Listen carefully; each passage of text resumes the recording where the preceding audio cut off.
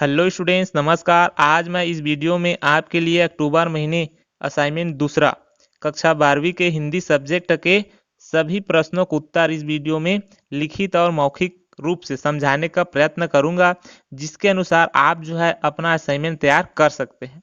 तो चलिए video start करते हैं।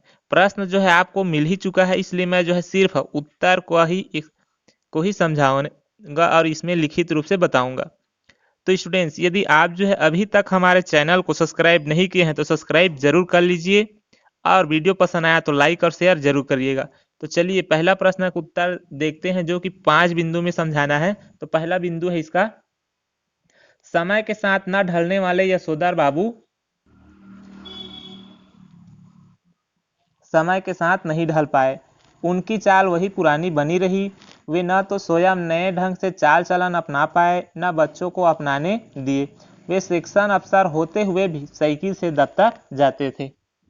इसका दूसरा बिंदु है, रूढ़िवादी यशोधर बाबू रूढ़िवादी थे। उन्हें पुरानी बातें, पुरानी परंपराएं, पुरानी रीति रिवाज अच्छे लगते थे। वे संयुक्त परिवार प्रथा में विश्वास रखते थे। उनकी पत्नी का सजना संवरना कतई नहीं भाता था। वे प्रतिदिन लक्ष्मी नारायण मंदिर जाते थे। तीसरा बिंदु है, भौतिक सुख के विरोधी। यशोधर बाबू को भौतिक सुखों की कतई इच्छा नहीं रहती, बल्कि वो तो इनको विरोधी हैं। उन्हें अपने घर में पार्टी का होना, जैसे बर्थडे या जन्मदिन का, बिल्कुल भी अच्छा नहीं लगता। वे स्वयं या तो पैदल चलते या साइकिल पर। उन्हें केक काटना बचकानी बात लगती थी। उनकी वेशभूषा भी अत्यंत साधारण किस्म की होती। उसके बाद है चौथा बिंदु, यशोधर बाबू के विचार पूरी तरह से पुराने हैं और वे सहानुभूति के पात्र नहीं हैं। पांचवा बिंदु है, यशोधर बाबू एक आदर्श व्यक्तित्व है और नई पीढ़ी द्वारा उनके विचार को अपनाना ही उचित है।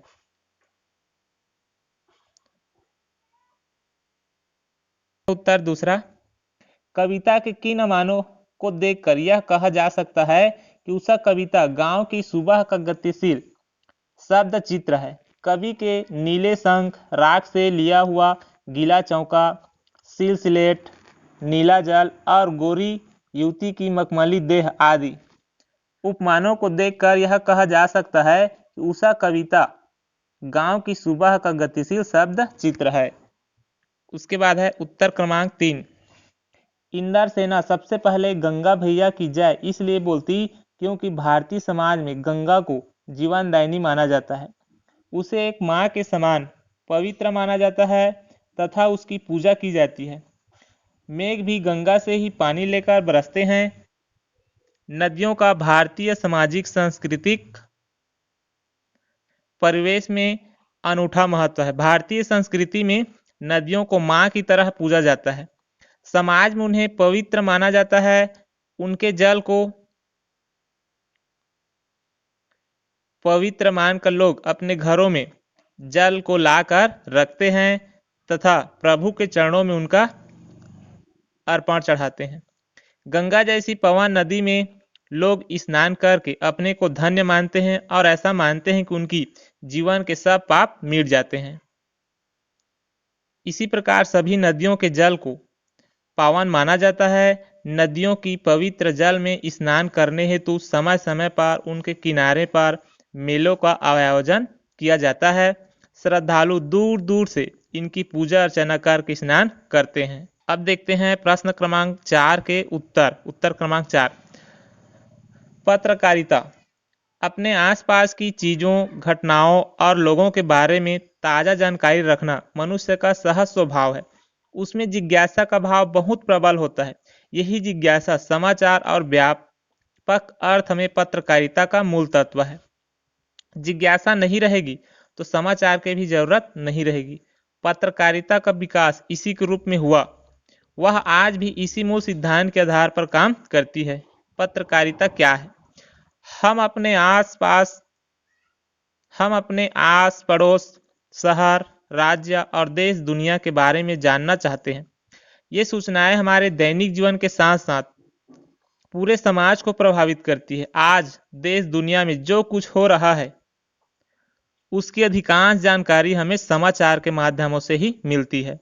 समाचार संगठनों में काम करने वाली पत्रकार देश दुनिया में घटने वाली घटनाओं को समाचार के रूप में परिवर्तित करके हम तक पहुंचाते हैं। इसके लिए वे रोज सूचनाओं का संकलन करते हैं और उन्हें समाचार के प्रारूप में ढालकर प्रस्तुत करते हैं। इस पूरी प्रक्रिया को ही पत्रकारिता कहते हैं। उसके बाद देखते हैं उत्तर क्रमांक 5 का क। कविता फूलों के बहाने खिलना है, क्योंकि फूलों को देखकर कवि का मन प्रसन्न हो जाता है और उसका मन में कविता फूलों की भांति विकसित होती जाती है। उत्तर क्रमांक 5 का ख। जिस प्रकार फूल पराग, मधु व सुगंध के साथ खिलता है, उसी प्रकार कविता भी मन के भावों को लेकर रची जाती है। उसके बाद है 5वां का ग। कविता के बहाने यह एक यात्रा है जो चिड़िया फूल से लेकर बच्चे तक की है। एक ओर प्रकृति है, दूसरी ओर भविष्य की ओर कदम बढ़ाता बच्चा। कहने की आवश्यकता नहीं है कि चिड़िया की उड़ान की सीमा है, फूल के खिलने के साथ उसकी परिणति निश्चित है, लेकिन बच्चे के सपने असीम हैं। उसके बाद है उत्तर क्रमांक 5 के घ। कविता के संदर्भ में बिना मुरझाए महकने के माने यह होता है कि फूलों से ही कविता खिलती है, किंतु फूल को एक दिन मुरझाना ही पड़ता है, किंतु कविता कभी नहीं मुरझाती है। कविता के भाव, विचार, संवेदनाएं, आशाएं, उसके विभिन्न रस अनंत काल तक लोगों के हृदय, मन, मस्तिष्क में जीवंत रहकर ताजगी प्रदान करती है। हजारों वर्ष पूर्व की कविताएं भी पढ़ते सुनते वक्त वही रसोत्पादन करती है जो पूर्व में थे।